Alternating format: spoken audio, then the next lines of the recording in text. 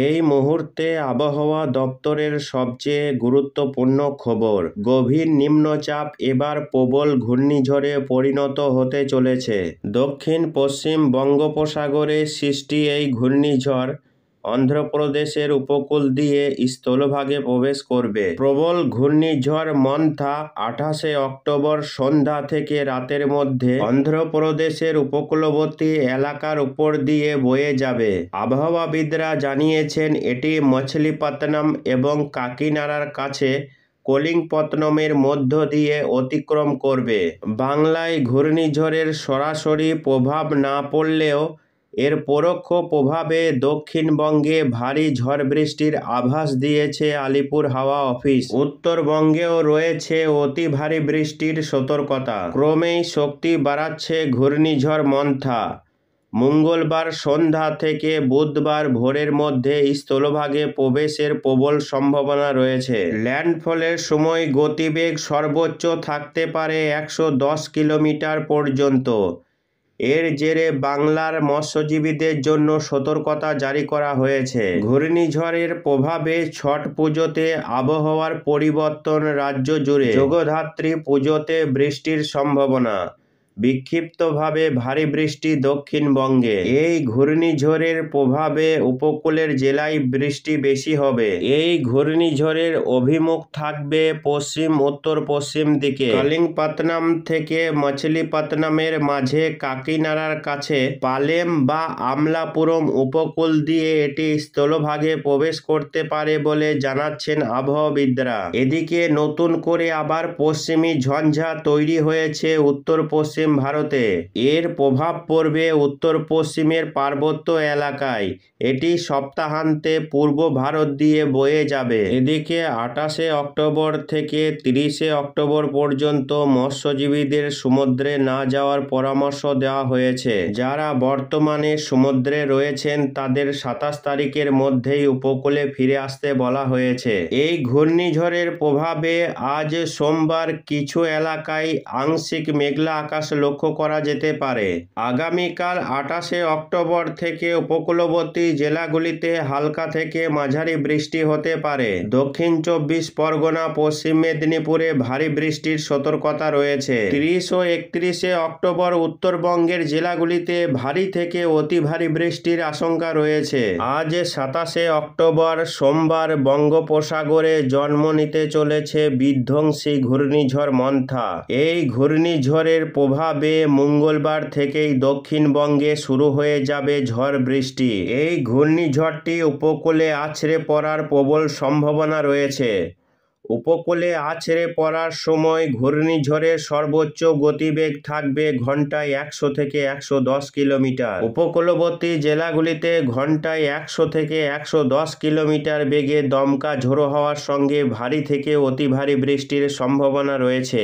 এই ঘূর্ণিঝড়ের প্রভাবে বাংলায় টানা 4-5 দিন দুর্যোগপূর্ণ আবহাওয়া তৈরি হতে পারে। ভারী থেকে অতি ভারী বৃষ্টির সতর্কবার্তা ইতিমধ্যেই জারি করা হয়েছে বেশ কয়েকটি জেলাতে। তো আসুন দেখে নিব আজ সোমবার সারাদিন আবহাওয়া কেমন থাকবে, আজ কোথায় কেমন বৃষ্টির সম্ভাবনা রয়েছে। এর পাশাপাশি দেখে নিব ঘূর্ণিঝড়টি কবে কখন কোন উপকূলে আছড়ে পড়বে।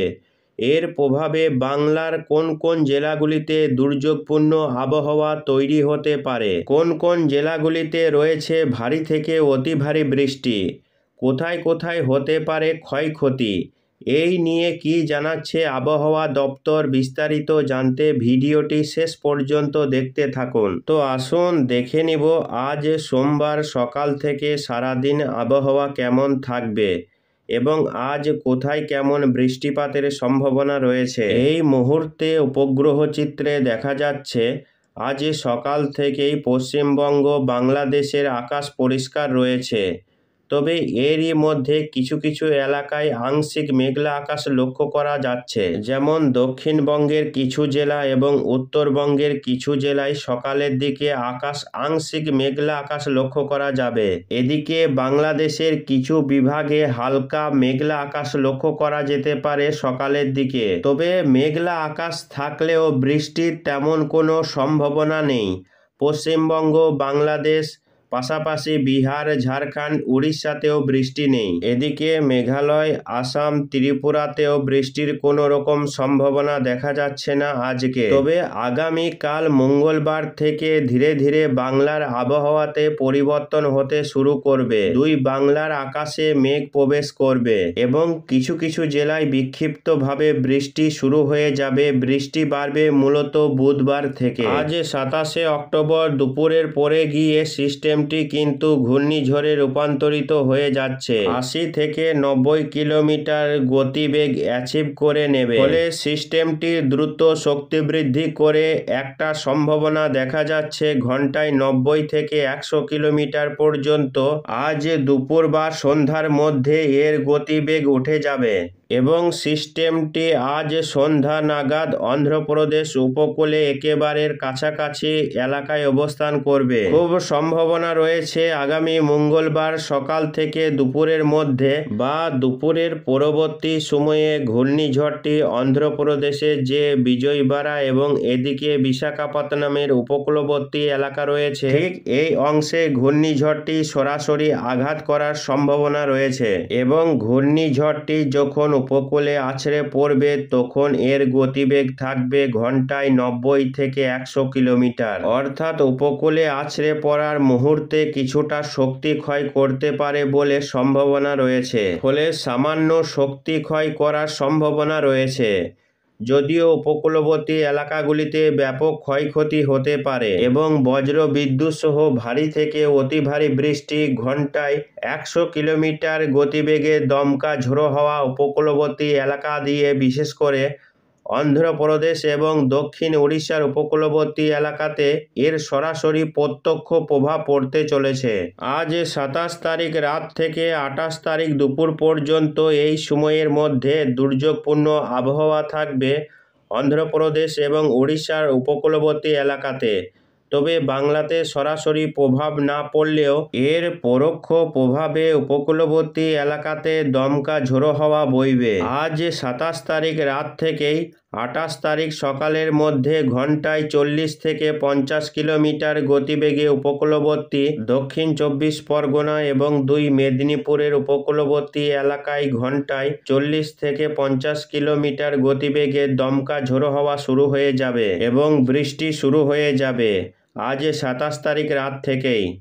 এবং 28 তারিখ এইরকমই একটা দুর্যোগপূর্ণ আবহাওয়া তৈরি হয়ে যাবে বাংলার উপকূলবর্তী এলাকাগুলিতে। অন্যদিকে বাংলাদেশের খুলনা, বরিশালেও ঘন্টায় 50 কিলোমিটার গতিবেগে দমকা ঝোড়ো হাওয়া আগামী 27 তারিখ থেকে 28 তারিখের মধ্যে শুরু হয়ে যাবে এবং পরবর্তীতে দেখা যাচ্ছে ঘূর্ণিঝড়টি উপকূলে আছড়ে পড়ার পর তার গতিপথ পরিবর্তন করে সরাসরি উত্তর পূর্ব দিকে এগিয়ে যায় ছত্তিশগড়, তারপর বিহার পেরিয়ে বাংলাতে উত্তরবঙ্গের মালদা এবং দিনাজপুরে গিয়ে সরাসরি আঘাত করার সম্ভাবনা। ফলে পরবর্তী সময়ে গিয়ে এর প্রভাবে বাংলাতে ব্যাপক দুর্যোগপূর্ণ আবহাওয়া তৈরি হবে। উত্তরবঙ্গের জেলাগুলিতে ভারী থেকে অতি ভারী বৃষ্টি হবে এবং দমকা ঝোড়ো হাওয়া বইবে উত্তরবঙ্গের প্রায় সব জেলাতেই। তবে দক্ষিণবঙ্গে দুর্যোগ কাটছে না। দক্ষিণবঙ্গে টানা 4-5 দিন বৃষ্টি হবে।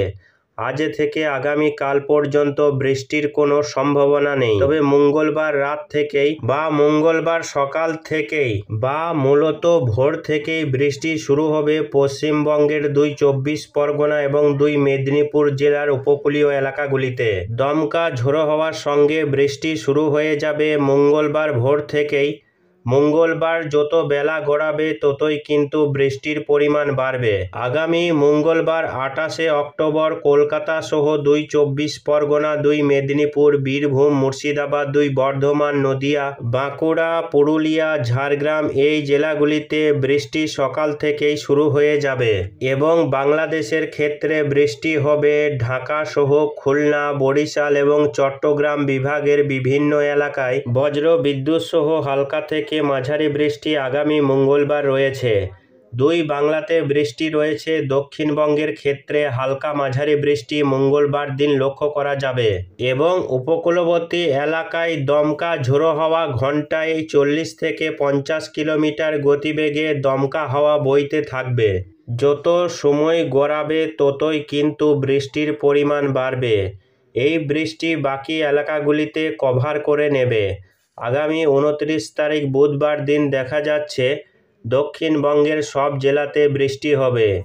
কলকাতা, হাওড়া, হুগলি, উত্তর ও দক্ষিণ 24 পরগনা, 2 মেদিনীপুর, বাঁকুড়া, পুরুলিয়া, ঝাড়গ্রাম, 2 বর্ধমান, মুর্শিদাবাদ, মালদা, দিনাজপুর, উত্তর দিনাজপুর, বাংলাদেশের রংপুর, রাজশাহী, ঢাকা, খুলনা, বরিশাল এই সমস্ত এলাকা, তার সঙ্গে বিহার, ঝাড়খণ্ডে আগামী বুধবার দিন 29 তারিখেও বৃষ্টি রয়েছে। অর্থাৎ মঙ্গলবার এবং বুধবার এই 2 দিন বৃষ্টি রয়েছে বাংলার বিভিন্ন এলাকায়। উত্তরবঙ্গেও বৃষ্টি শুরু হয়ে যাবে।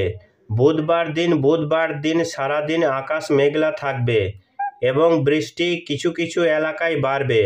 যেমন 24 পরগনা, মেদিনীপুর জেলাতে বৃষ্টির পরিমাণ বাড়তে পারে 29 তারিখ বুধবার দিন। পাশাপাশি মালদা, মুর্শিদাবাদে বৃষ্টির পরিমাণ বাড়বে আগামী বুধবার 29 তারিখ। কিছুটা পশ্চিম বর্ধমান, বীরভূম এবং ঝাড়গ্রামে বৃষ্টির পরিমাণ বাড়বে। বাঁকুড়া, পুরুলিয়াতেও বৃষ্টির পরিমাণ বাড়তে পারে আগামী 29 তারিখ। বৃহস্পতিবার উত্তরবঙ্গের জেলাগুলিতে দুর্যোগ বাড়বে। আলিপুরদুয়ার, কোচবিহার এই জেলাগুলিতে ভারী থেকে অতি ভারী বৃষ্টি। এখানে 40 থেকে 50 মিলিমিটার পর্যন্ত বৃষ্টি হবে উত্তরবঙ্গের জেলাগুলিতে।